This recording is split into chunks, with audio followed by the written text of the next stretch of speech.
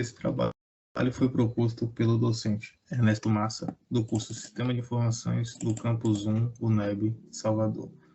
Pelos discentes Javier Dias, Jonathan Santana, Joilson Argolo e Ricardo Azevedo, da disciplina Fundamentos de Compiladores. Iremos apresentar um compilador que compila uma calculadora com adição, subtração, multiplicação e divisão, com suas duas funções, porcentagem e raiz quadrada.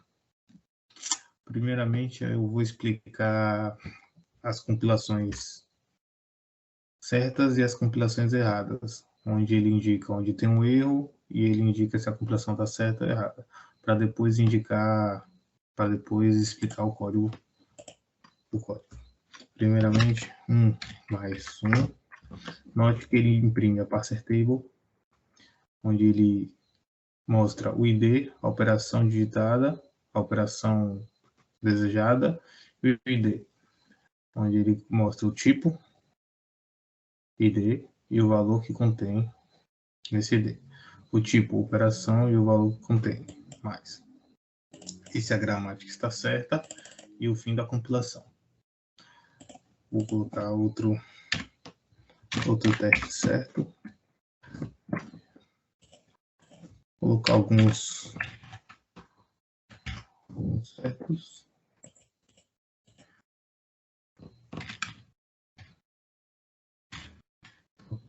Exemplo.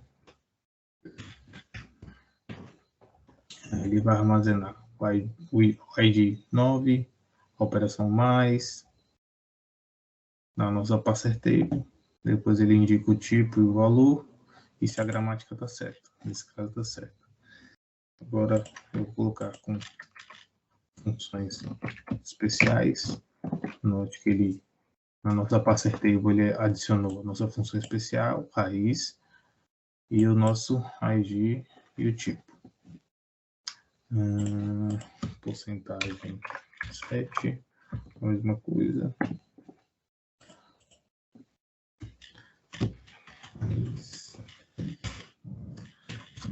5, tudo correto. E agora, parênteses.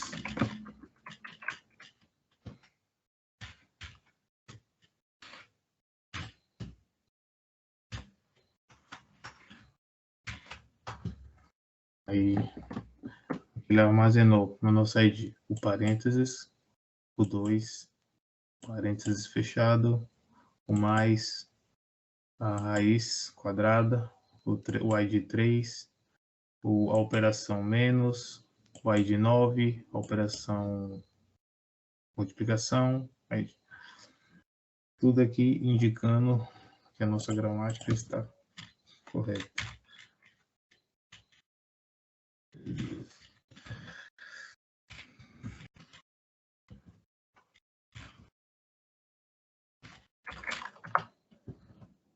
Nossa gramática correta. A gramática não aceita pelo nosso compilador.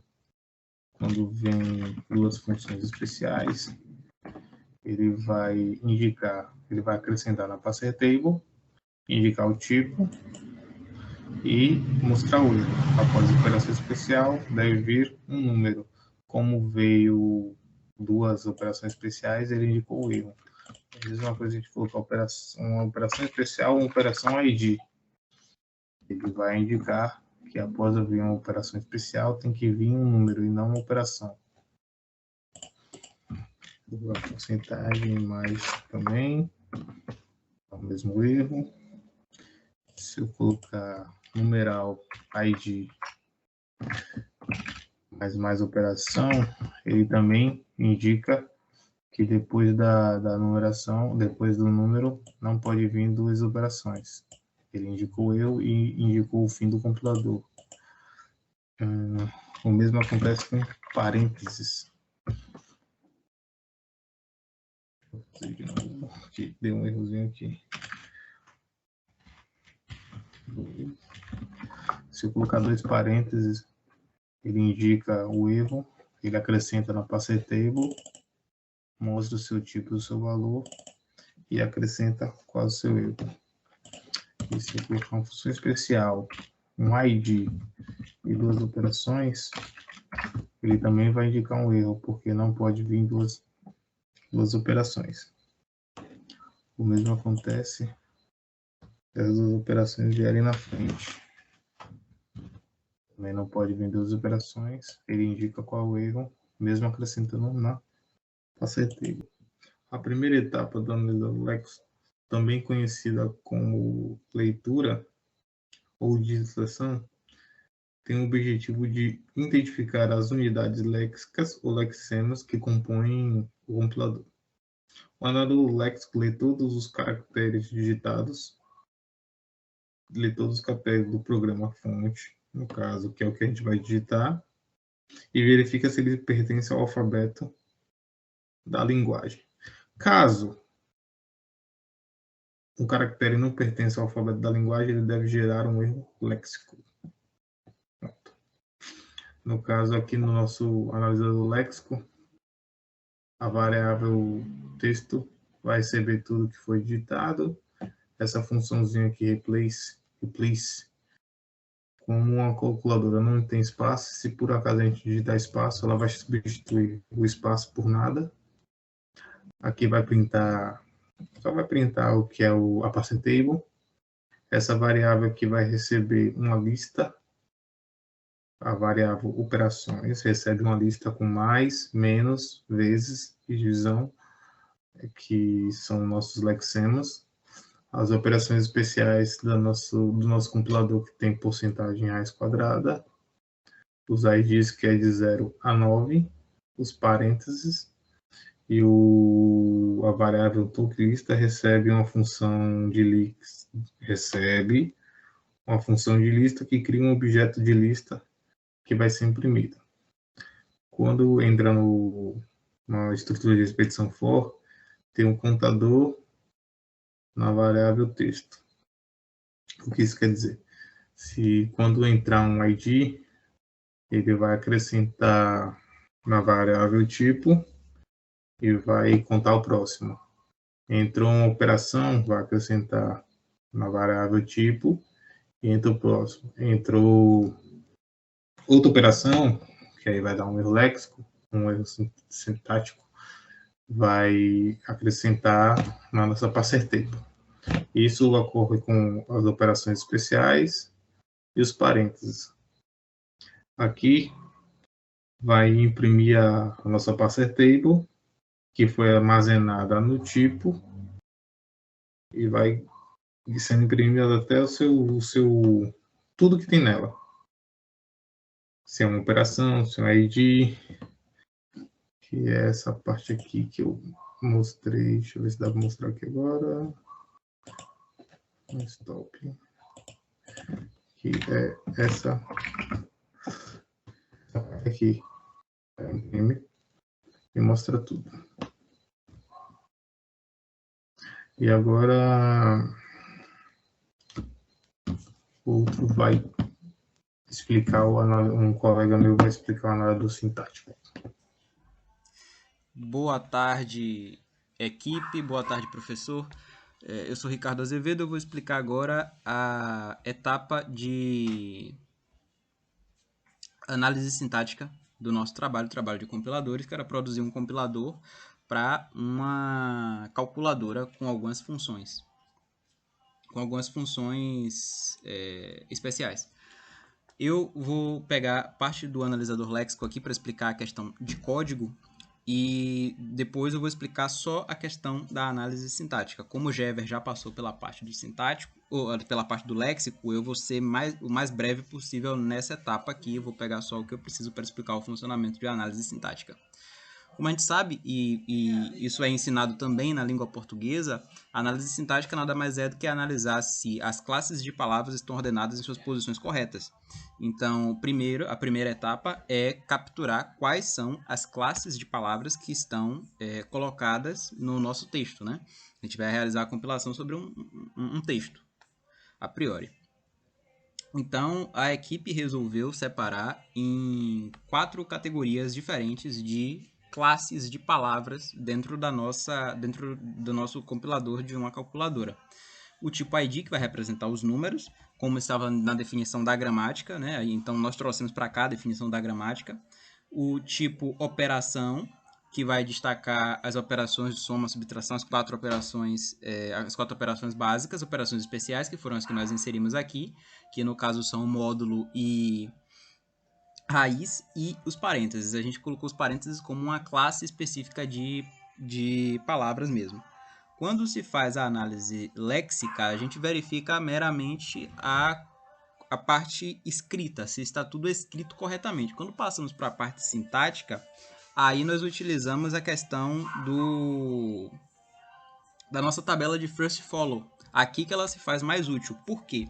A etapa de análise sintática nada mais é do que olharmos o próximo, ou seja, avaliamos o primeiro item léxico, o primeiro item sintático, né? Qual é a classe da primeira palavra que aparece, e em seguida olhamos o seu conjunto follow, né? O que é que vem depois. Depois de olhar o conjunto follow, basta aferir se o próximo pertence ao conjunto follow ou se ele não pertence. Caso não pertença, a gente tem um erro sintático. E é exatamente isso que esse compilador faz nessa etapa. Esse for aqui, nessa linha, ele verifica na nossa lista de tokens, desde o primeiro até o último, qual é o tipo, e guarda nessa variável de tipo. E caso o tipo seja ID, ele vai verificar se o próximo não for uma operação ou se o próximo não for um fecha parêntese, por exemplo, ele vai emitir um erro. Ou seja, nós olhamos o contrário na tabela, o contrário no conjunto follow, né? O mesmo acontece com a operação. Tipicamente na calculadora normal, não polonesa, a calculadora ocidental, após uma operação vem um número. Então, se não tiver um número depois da operação, provavelmente a gente tem um erro. Na nossa calculadora, ele permite que haja uma operação, um símbolo especial e logo em seguida um número, né, que a gente está chamando aqui de ID. Então, esse trecho de código verifica se o item em questão, que está sendo analisado sintaticamente, for uma operação, o próximo tem que ser obrigatoriamente um número, ou ele pode ser uma operação especial. E aqui a gente denota ao contrário para poder facilitar na hora de programar, né? Então, se o tipo for ID, se o tipo não for ID, emita um erro. Se o tipo não for uma operação especial, emita um erro. E se o tipo não for um abre parêntese, porque a gente pode ter um abre parêntese dentro de uma... podemos ter a questão, né, de mais abre parêntese, 3 menos 2 fecha parêntese.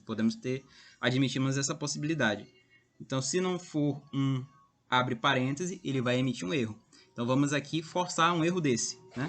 Os demais, eles seguem a mesma lógica. Aqui é a negação do conjunto follow para cada classe de palavra, tanto para operação especial quanto para parêntese. A explicação que eu daria para os outros dois seria exatamente a mesma. Vamos forçar um erro desse aqui, por exemplo, né? Logo após uma operação matemática, tem que vir obrigatoriamente ou uma operação especial ou um número. A gente vai aferir isso aqui agora. Então, vamos colocar 3 mais... após esse mais, tem que vir um número, mas eu vou forçar um erro, vou colocar menos. Ele imprime a questão léxica aqui. Temos as palavras de suas classes devidamente verificadas. E esse aviso de erro aqui. Após a operação, deve vir uma operação especial ou um número. Esse aqui é o trecho do erro. O erro foi emitido quando se analisava a operação mais e o próximo, né, que deveria corresponder a algo dentro do conjunto follow, é o menos, e ele está errado e ele emitiu o erro. Outro caso que a gente pode analisar aqui, que a gente achou interessante no quesito validação. Por exemplo, a gente pode ter 3 mais módulo...